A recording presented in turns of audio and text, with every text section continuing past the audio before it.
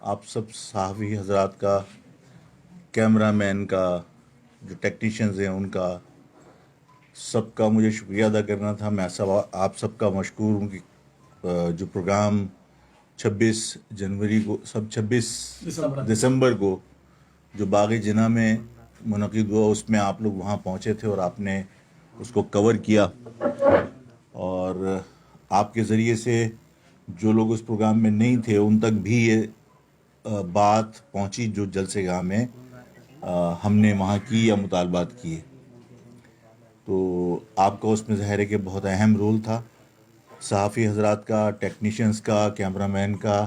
میں بہت مشکور ہوں. میں آپ سب کا شکریہ ادا کرنا چاہتا تھا جس کی وجہ سے آج یہ پریس کانفرنس منعقد ہوئی. دوسری، اس جلسے میں نے پہلے خود ریکویسٹ کی تھی لوگوں سے کہ وقتی طور پر اپنی سیاسی وابستگیاں، مذہبی جو نظریاتی اختلاف ہو سکتے ہیں مسلک کی بنیاد پر یا مذہبی جماعتوں سے جو وابستگیاں ہیں، ان سب چیزوں کو بالائے طاق رکھ کر وقتی طور پر آپ جو اس مہاجر قوم کے ساتھ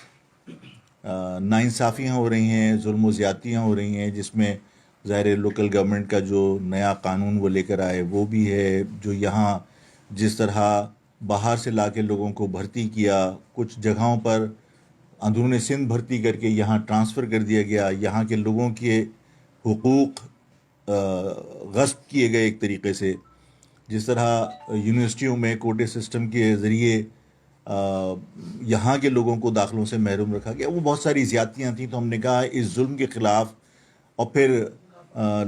دکھ تھا اس بات کا کہ جو بات ہم ایک طویل عرصے سے کہتے رہے کہ اس نظام میں کثرت رائے پہ فیصلے ہوتے ہیں، اتفاق رائے پہ نہیں ہوتے، جس کی وجہ سے جو لوگ عددی اعتبار سے کم ہوتے ہیں وہ اپنے حقوق کا دفاع نہیں کر پاتے اور کوئی حقائق، کوئی کسی کے جذبات کا احساس نہیں کرتا. تو یہ بات برملا جب وزیر اعلیٰ صاحب نے کہی کہ کیونکہ جو لوگ اقلیت میں ہیں وہ فیصلے نہیں کریں گے، فیصلے ہم کریں گے، تو اس سے اور لوگوں کو احساس ہوا، اور ہمیں بھی بہت شدت سے احساس تھا کہ اس کا مقصد یہ ہے کہ مہاجر عوام ان کے حقوق سلب کیے جاتے رہیں اور وہ خاموشی اختیار کریں. یہ ایسا ممکن نہیں ہے. تو ہم نے ان تمام مظالم کے خلاف لوگوں سے درخواست کی تھی کہ تمام لوگ اپنی سیاسی وابستگیوں کو وقتی طور پہ بالائے طاق رکھ کر وہاں آئیں. میں جب وہاں لوگوں کو میں نے دیکھا ہے، اور اس کے بعد جلسے کے بعد جب لوگوں نے مجھے فون کر کے، واٹس ایپ کے ذریعے اور ایس ایم ایس کے ذریعے اپنی موجودگی کا بتایا کہ ہم آئے ہوئے تھے، اور مختلف سیاسی جماعتوں کے عہدیداران وہاں موجود تھے، اور مختلف جماعتوں کے سیاسی ورکر وہاں موجود تھے، جن کی موجودگی کو لوگوں نے وٹنس کیا. اور میں نے جب صحافیوں کو اوپر بلایا تھا تو انہوں نے ان کا جوش و جذبہ بھی دیکھا. تو میں ان تمام لوگوں کو جو مختلف جماعتوں سے تعلق رکھتے تھے، مختلف مذہبی اور سیاسی جماعتوں سے، اس کے باوجود وہ وہاں اپنے اتحاد کا مظاہرہ کرنے اور جو ظلم و زیادتی ہے اس کے خلاف اپنا احتجاج ریکارڈ کرنے کے لیے وہاں آئے تھے. میں ان سب کا بہت تہہ دل سے شکریہ ادا کرنا چاہتا ہوں. اور جو عوام وہاں آئی تھی اس میں انتظامات کی وجہ سے اگر انہیں کہیں کوئی زحمت کا سامنا کرنا پڑا تو اپنی ان کوتاہیوں کی وجہ سے میں ان سے معذرت چاہتا ہوں کہ وہ لوگ تشریف لائے، عوام آئیں، میرے مائیں بہنیں آئیں، وہاں بچیاں آئیں، وہاں اس قوم کے بزرگ آئے، اور اگر ان کے وہاں پہ آنے میں اور واپس جانے میں ہمارے انتظامات میں کوئی کوتاہی رہ گئی ہو جس کی وجہ سے انہیں تکلیف ہوئی ہے تو میں ان سے معذرت چاہتا ہوں. اور باقی میں بہت مشکور ہوں تمام لوگوں کا جو وہاں آئے تھے. اس سے ظاہر ہے کہ غاصب قوتوں کو یہ میسج یقیناً مل چکا کہ جس قوم کو یہ لوگ یہ سمجھتے تھے کہ وہ تقسیم ہو چکی، یا اس قوم کے بارے میں جو پرسپشن بنا لیا گیا تھا کہ یہ اب احتجاج کرنے کے قابل نہیں ہے، یا مزاحمت نہیں کرے گی، یہ پرسیپشن اب ان کے ذہنوں سے ختم ہو جانا چاہیے. اور انشاءاللہ تعالی جو جلسے میں ہماری بات ہوئی تھی کہ جہاں جس نظام میں اپیلوں سے مطالبات سے معاملات حل نہیں ہو رہے ہوں تو ظاہر ہے ہمیں تو وزیر اعلیٰ نے سکھایا، اور وزیر اعلیٰ کی اس سوچ کے بعد ہمیں بھی نئی سوچ ملی کہ اب ہمیں نئے صوبے کے لیے جس میں ہم اپنے وسائل پر اپنا اختیار رکھتے ہوں اس صوبے کے لیے اب ہمیں جدوجہد تیز کرنی چاہیے، اور اس کے حصول تک اب ہماری جدوجہد رکنی نہیں چاہیے، جس کے لیے ہم نے اسی جلسے میں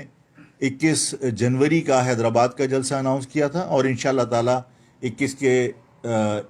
جلسے میں ہم سکھر کے جلسے کی ڈیٹ اور جگہ کا اعلان کر دیں گے